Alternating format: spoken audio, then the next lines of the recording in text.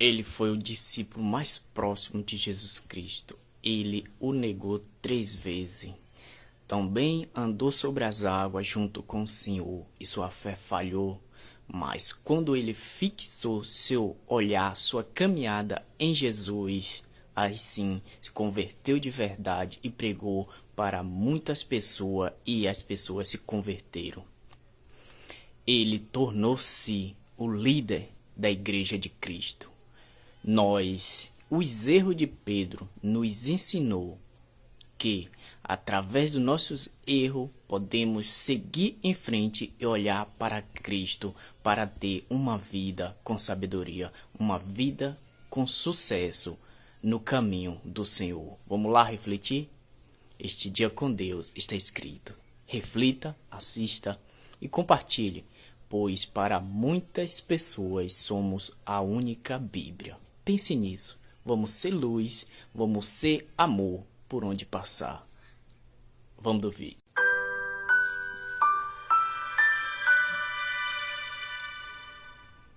A minha Bíblia está aberta no Evangelho escrito por Marcos, capítulo 1, verso 17.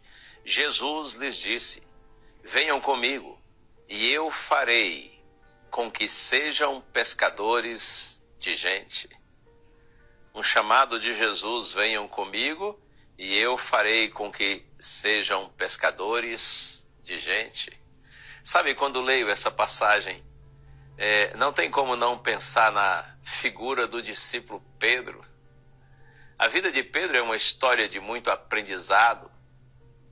Ele é um dos discípulos mais conhecidos e próximos de Jesus. Ele teve a oportunidade de ter sido chamado para ser pescador de gente, conforme o texto aqui que li. E ele tornou-se um dos líderes do início da igreja cristã. Ele era conhecido por sua personalidade impulsiva e às vezes assim impetuosa, o que muitas vezes levou Pedro a tomar decisões precipitadas. Você conhece alguém assim? Quem sabe você mesmo tem agido dessa forma, no calor das suas emoções? Quem nunca tomou assim alguma decisão precipitada, não é? Disse alguma palavra precipitada? Pedro negou Jesus 3 vezes durante a noite em que o Senhor Jesus Cristo foi preso.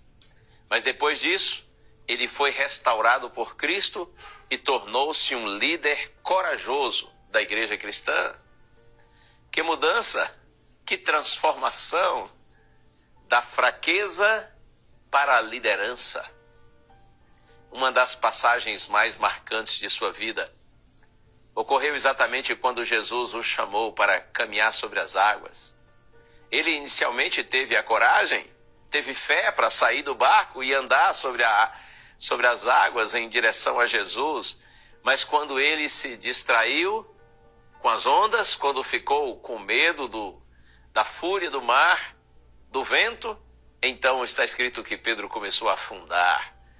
E ele chamou por Jesus, pediu sua ajuda, e Cristo o puxou, Cristo o salvou. Mas Jesus o repreendeu por sua falta de fé. Claro, foi uma repreensão de amor, levando o seu discípulo amado para o caminho certo.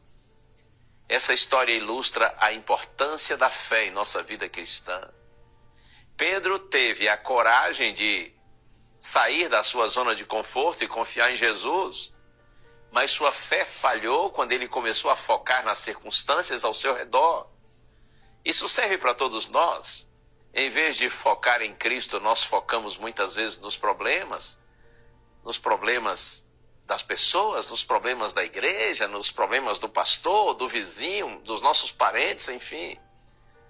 Isso serve sempre como um lembrete para nós de que mesmo quando as coisas parecem incertas e as ondas e os ventos da vida balançarem, nós devemos manter nossos olhos fixos em Jesus e confiar que Ele nos guiará pelo caminho seguro.